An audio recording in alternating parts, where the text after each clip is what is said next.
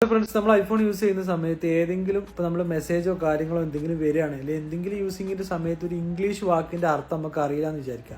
സാധാരണ നമ്മൾ ചെയ്യുന്നത് അത് കോപ്പി ചെയ്തിട്ട് ഏതെങ്കിലും ഒരു ഡിക്ഷണറി ആപ്പിൽ കൊണ്ടുപോയി പേസ്റ്റ് ചെയ്തിട്ട് അതിന് മലയാളാർത്ഥം നോക്കുകയാണ് ചെയ്യാറുള്ളത്. ഓക്കെ, ഇനി അതിനൊരു ഷോർട്ട് കട്ട് ഉണ്ട്. ആ ഷോർട്ട് കട്ട് നമ്മൾ സെറ്റ് ചെയ്ത് കഴിഞ്ഞാൽ നമുക്ക് എന്ത് ചെയ്യാൻ പറ്റും, ആ ഒരു വാക്കിൽ നമ്മൾ ജസ്റ്റ് സെലക്ട് ചെയ്ത് ഡബിൾ ടാപ്പ് ചെയ്താൽ നമുക്ക് അതിൻ്റെ മലയാളാർത്ഥം അവിടെ വെച്ച് തന്നെ കിട്ടും. നമ്മൾ ഡിക്ഷണറിക്ക് എന്ത് ചെയ്യേണ്ട, പോകേണ്ട ആവശ്യമില്ല. സോ ആ ഒരു ഷോർട്ട് കട്ട് എങ്ങനെ ചെയ്യാന്നുള്ളതാണ് ഇന്നത്തെ വീഡിയോ ഡിസ്കസ് ചെയ്യാൻ പോകുന്നത്. ലെറ്റ്സ് നമുക്കൊന്ന് കണ്ടുനോക്കാം. ഗൈസ്, അതിന് വേണ്ടിയിട്ട് ഞാൻ ആദ്യം എന്ത് ചെയ്തു, സഫാരി എടുത്തു. ഓക്കെ, സഫാരി എടുത്തിട്ട് ഒരു ഓൺലൈൻ ഡിക്ഷണറി സൈറ്റ് ചൂസ് ചെയ്തു. ഓക്കെ, ഓളം എന്ന് പറഞ്ഞിട്ടുള്ള ഒരു മലയാള ഡിക്ഷണറി സൈറ്റാണ് യൂസ് ചെയ്തത്. ഇനി ഇവിടെ ഞാൻ ഏതെങ്കിലും ഒരു ജസ്റ്റ് ഒരു ഇംഗ്ലീഷ് വേർഡ് അടിച്ചു, എന്നിട്ട് അതിന്റെ മലയാളാർത്ഥം ഒന്ന് സെർച്ച് ചെയ്തു. എന്നിട്ട് ഞാൻ എന്ത് ചെയ്തു, ഇവിടെ അതിന്റെ URL ഉണ്ടല്ലോ, അത് ഞാൻ URL എന്ത് ചെയ്തു, കോപ്പി ചെയ്തു. ഓക്കെ, മിനിമൈസ് ചെയ്ത ശേഷം ഞാൻ ഷോർട്ട് കട്ട് ആപ്പ് ഓപ്പൺ ആക്കി. എന്നിട്ട് ഞാൻ എന്ത് ചെയ്തെന്ന് വെച്ച് കഴിഞ്ഞാൽ ഇവിടെ ഈ ഒരു പ്ലസ് ബട്ടൺ പ്ലസ് ചെയ്തിട്ട് ഞാൻ സെർച്ച് ആക്ഷനിൽ URL എന്ന് സെർച്ച് ചെയ്തു. അപ്പോൾ ഫസ്റ്റ് തന്നെ URL വന്നു. ഈ URL ക്ലിക്ക് ചെയ്തു. ഇവിടെ എന്ത് ചെയ്തു, ഞാൻ ആ കോപ്പി ചെയ്തിട്ടുള്ള URL ജസ്റ്റ് ഞാൻ എന്ത് ചെയ്തു, പേസ്റ്റ് ചെയ്ത് കൊടുത്തു. ഓക്കെ, പേസ്റ്റ് ചെയ്ത് കൊടുത്തു. ശേഷം ഇവിടെ ആ വാക്ക് കാണിക്കുന്നുണ്ട്, മാൻ എന്ന്. ഞാൻ അവിടെ അടിച്ച വാക്കാണ് ഇത്. ഞാൻ എന്ത് ചെയ്തു, മിനിമൈസ് ചെയ്തു, ഇത് എറേസ് ചെയ്തു. ആ മാൻ എന്നുള്ളത് എറേസ് ചെയ്തിട്ട് അവിടെ ക്ലിപ്പ് ബോർഡ് എന്ന് ആക്കി കൊടുത്തു. താഴെ കാണാൻ പറ്റും. അതിൽ എന്ത് ചെയ്തു, ക്ലിപ്പ് ബോർഡ് എന്നുള്ളത് സെലക്ട് ചെയ്ത് കൊടുത്തു.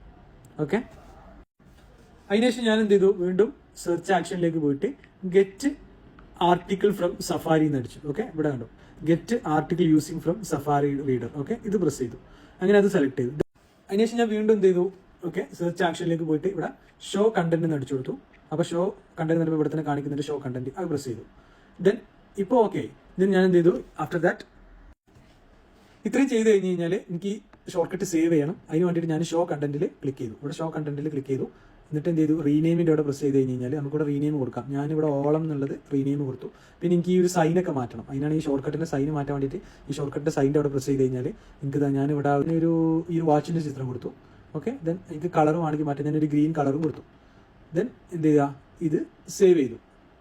ഇനി എനിക്ക് ഷോർട്ട് കട്ട് വർക്ക് ചെയ്യാൻ ഞാനിത് ബാക്ക് ടാപ്പുമായിട്ടാണ് കണക്ട് ആക്കുന്നത്. ബാക്ക് ടാപ്പ് എന്ന് പറഞ്ഞാൽ നമ്മൾ ഇവിടെ രണ്ട് ഡബിൾ പ്രസ് ചെയ്ത് കഴിഞ്ഞാൽ നമുക്ക് എന്ത് ചെയ്യാം, അത് വർക്ക് ചെയ്യണം, ഷോർട്ട് കട്ട് വർക്ക് ചെയ്യണം. ഞാൻ എന്ത് ചെയ്തു, ബാക്ക് ടാപ്പ് വെച്ച് കണക്ട് ചെയ്യാണ്. ഓക്കെ, അതിന് വേണ്ടിയിട്ട് മിനിമൈസ് ചെയ്തിട്ട് സെറ്റിംഗ്സിൽ പോയി.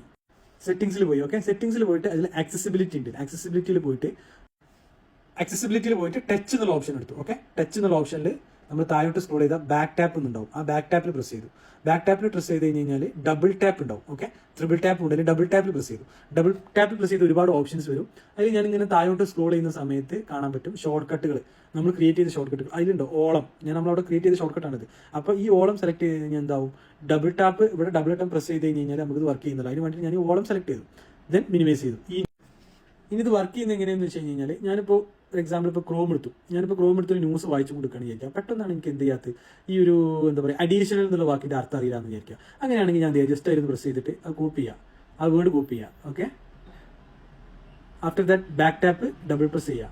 അപ്പോൾ ഷോർട്ട് കട്ട് റൺ ആവുന്നുണ്ടോ മേല. എന്നിട്ട് ഇവിടെ പ്രസ് ചെയ്ത് കഴിഞ്ഞാൽ ഇവിടെ ക്ലിക്ക് ചെയ്ത് കഴിഞ്ഞാൽ നമുക്ക് എന്ത് ചെയ്യാൻ പറ്റും, അതിൻ്റെ അർത്ഥം ഇവിടെ കാണിച്ചു തരുന്നുണ്ട്. ഇതിൻ്റെ ഈ ഒരു അതിൻ്റെ മലയാള അർത്ഥം, വിശേഷണം കൂടിയ എന്ന് വേണ്ട ആ ഒരു അർത്ഥത്തിന് മാച്ച് ആകുന്ന എല്ലാ മലയാള അർത്ഥങ്ങളും ഇവിടെ കാണിച്ചു തരുന്നുണ്ട്.